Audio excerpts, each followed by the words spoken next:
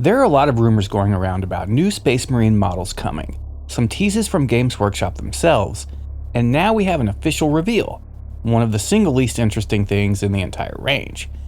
But this is a smokescreen, and the reveal of the drop pod, which by the way does look pretty awesome, well, it is accompanied by another article, right beside it on the Warhammer Community site, that is a retrospective type of through the years sort of look at the Land Raider. It definitely pulled on my nostalgia strings, as the Land Raider kit was one of those that really stuck out to me back in the Rogue Trader days. I was still mostly a Fantasy Battles player then, but that kit was one of the things that first got me interested in the game. And I didn't want to field it, I wanted to blow it up. So I ended up with Space Elves. But I do believe this tease, this 25 years of Land Raiders article, is literally a massive reveal right under our noses. Why would they make a big deal about how old one of their kits is?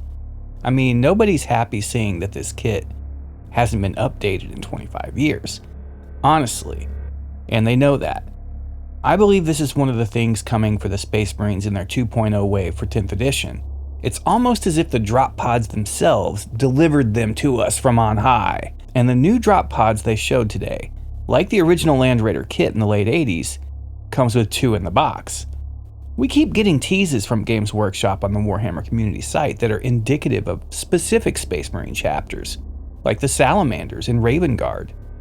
And there are rumor mills churning out all sorts of whispers about Lysander and other special characters, Vulcan Histan and whatnot. But to me, the Space Marines have deserved new Rhinos and Land Raiders for years, and I do believe they are giving them to us soon. Well, not giving, I meant charging us an arm and a leg for them. Giving.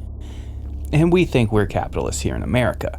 Little known fact, Games Workshop used to once be known as the British East India Company, but that's ancient history.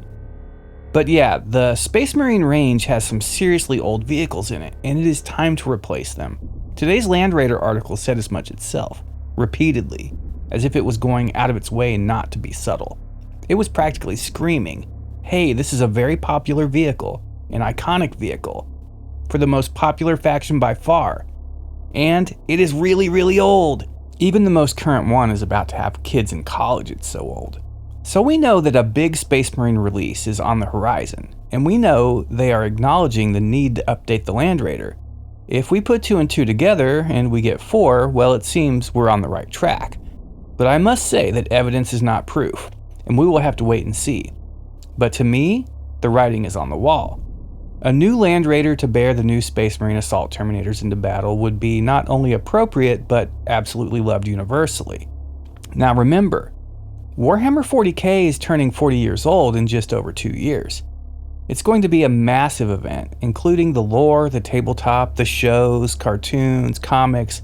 Everywhere we see Warhammer 40k, video games, CCGs, etc., every facet of Warhammer 40k is going to be getting lots of love. Or at least it should, as we come into the home stretch. So something so great and awesome as a Land Raider update should be just an appetizer, and one of many, before the entrees start coming out. There are some really old vehicles in the game, and to me, if I were to be tasked with updating them, I'd start with the Land Raider. So the drop pod was probably more of a distraction, even though it is awesome and looks great and is confirmed, but it is there to be the obvious thing.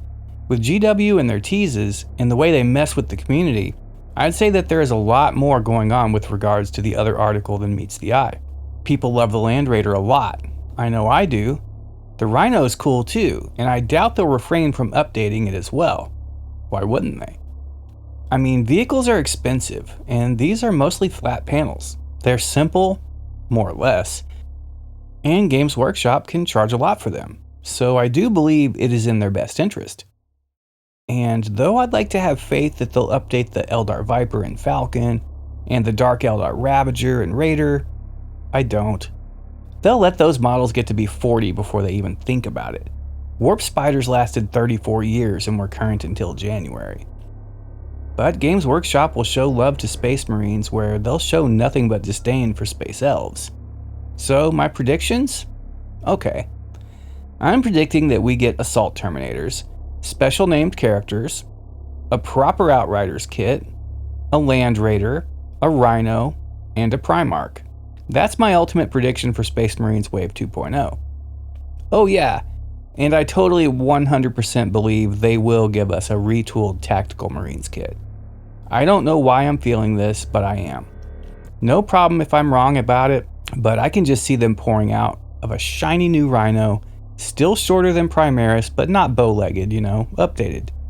They hold an objective while the new Land Raider rolls up, and those Assault Terminators pour out and smash their foe. Probably Space Elves. Who, by the way, could totally loot Land Raiders in Rogue Trader. Orcs could too. Just saying. So what do you think? Am I crazy? I'm certainly that. But I'm not going to get all tinfoil hat on you. Just calling them like I see them. For the Emperor.